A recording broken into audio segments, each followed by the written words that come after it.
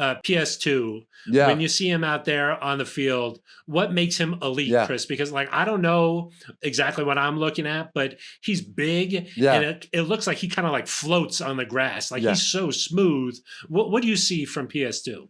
Oh yeah, like you said, the first thing is his size. You know, you don't rarely see corner 6'2". You know, he's a legit 6'1", 6'2", and long arms, and he moves very fluid. You know, has very great skill and very great patience on the line and very disciplined. That's one thing I would say. He's a more disciplined corner. You know, he's not a guy that's he's not a Talib where you expect him to jump all types of routes, you know, and things like that. He's a more disciplined corner. He's going to do his job. He's going to play with great technique. You're not going to see him doing anything that, you know, out of the ordinary. He's going to be pretty much the same guy every week. And that's how you play long in the NFL, being consistent every week. And that's what Pat's doing. And now he just has to be able to take this defense, you know, on, which I think he is, being a great leader as example. And man, his size is what really sets him apart. Being able to have that size and be able to still move so fluid, right? So I would just keep doing what he's doing, and you know they're gonna lean on him every week. It's gonna be a challenge every week for him. You mentioned like Talib jumping those routes, and you know it seemed like every couple of weeks Talib was in the end zone dancing. Yeah. You know, after a pick six.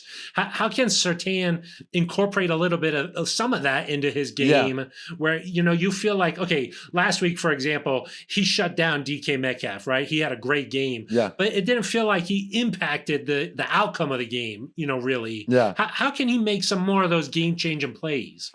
I wouldn't call last week a great game from a cornerback perspective, because I still gave up 3 first downs and I had 2 PIs. So in my mind, I'm mad. Like I had a bad game, in my mind. If I came home, I'd be mad. So I expect him to play better this upcoming week, but he didn't play bad though. He still gave up, I think the guy had 28 yards or 30 yards or something. But it's those first downs and it's the penalties that they're going to knock you on. When you see the rankings and stuff, they'll knock them on those things, but because they affect your quarterback rating. They affect when you give up first downs, that messes up your rating. So that'll probably happen to him. But I would say it's just finding those 2 or 3 plays that he can jump. DK's gonna run out routes. He's gonna run slants. You just got to figure out when's the perfect time to jump those plays. And he's not gonna get that many chances. Probably about 4 or 5 chances a game, which that's still a lot. That's still enough chances when you add it up at the end of the year. That's a solid amount of targets, for a corner. So he'll probably get 5 to 6 chances every week, and then he just has to go. He got to try to make them pay. You like that he followed DK around? Like you think this week he should go out there and he should try to follow around George Pickens? Oh, yeah. I mean, he has to, because we have Riley Moss is fresh out there. We don't know what he can do. I wouldn't feel comfortable putting Moss on DK right now, So it's definitely smart scheme-wise to do that. Steelers, that's their only receiver, Pickens. So Pat Surtain is definitely on him.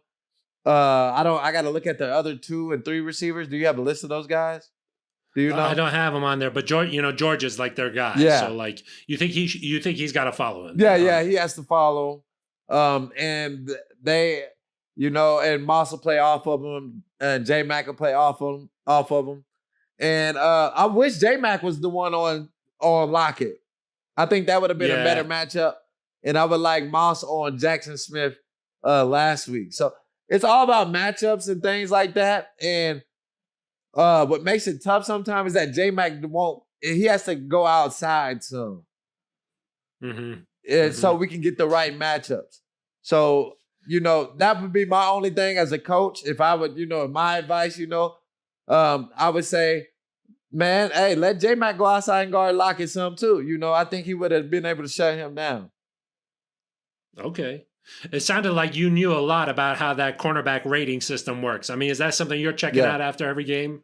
It's just you know, when you look at the end of the year, you know, you're gonna see your quarterback rating. You know, you want to be probably below the 60, around below 60.